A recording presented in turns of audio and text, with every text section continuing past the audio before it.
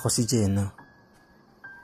Nasa kalsada ako ngayon kasabay ang bagong estudyante sa school namin na si Cassandra. Hindi ko alam kung bakit niya ako sinasabayan. Hindi naman kami close. Hindi ko nga siya nakausap sa klase namin magmula pa kanina. Kaya hindi ko maiwasang magtaka sa kakaibang ikinikilos niya. Nakatingin lang siya sa akin habang naglalakad. Habang ako naman ay diretso lang ang tingin. Dahil hindi ko alam kung ano bang tumatakbo sa isip niya. Pagtawid ko sa kabilang kalsada, nakasunod pa rin siya.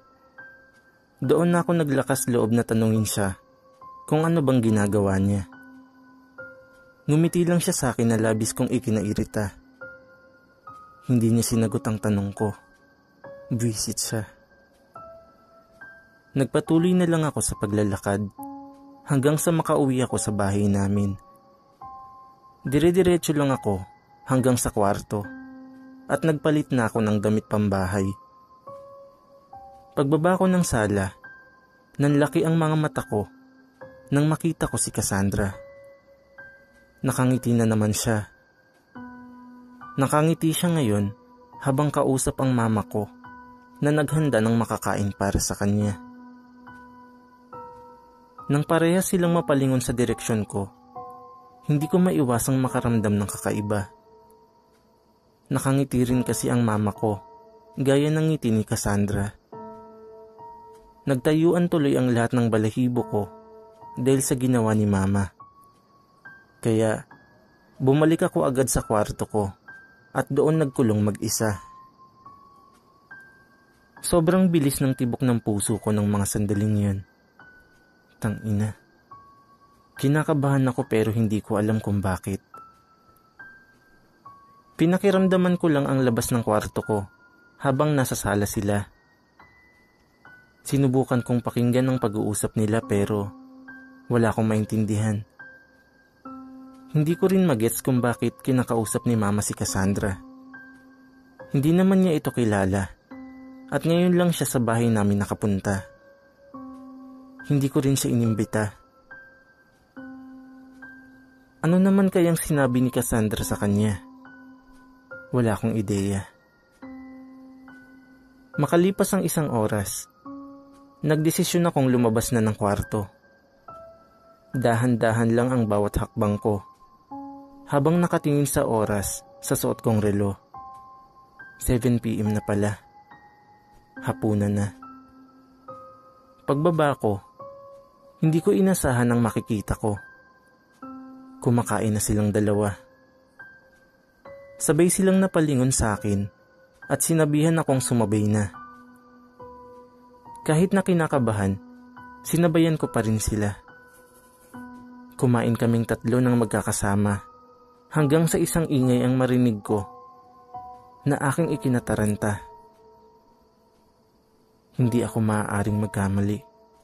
Boses yun ni mama. Humihingi siya ng saklolo at sigurado akong nasa loob siya ngayon ng bodega. Napalunok ako ng laway habang naririnig ang boses niya. Natatakot ako. Tangina. Pero hindi ko yun pwedeng ipahalata sa kanila. Kailangan kong umarting walang naririnig para hindi sila sa akin maghinala. Sino ang mga taong ito? Bakit nagpapanggap siyang si mama? At bakit nandito si Cassandra? Sino sila? Ang daming naglalarong tanong sa isip ko na hindi ko alam ang kasagutan. Hindi ko alam kung saan sisimulan. Ano ba talagang nangyayari? Bakit nasa bahay namin sila? Anong pakay nila? Pagkatapos kong kumain, ay nagpaalam na ako agad sa kanila. Pagtalikod ko ay nagsalita si Cassandra.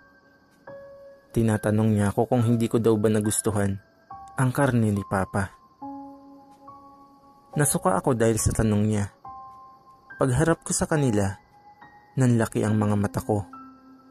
Ang mga itsura nila, naging iba. Hindi na sila mukhang mga tao. Mukha na silang mga halimaw, na gaya ng mga napapanood ko sa mga palabas at nababasa ko sa mga libro. Anong klaseng mga nilalang sila?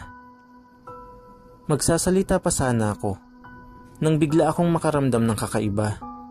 Ang buong katawan ko nagsimula nang mag-transform gaya ng mga sa kanila.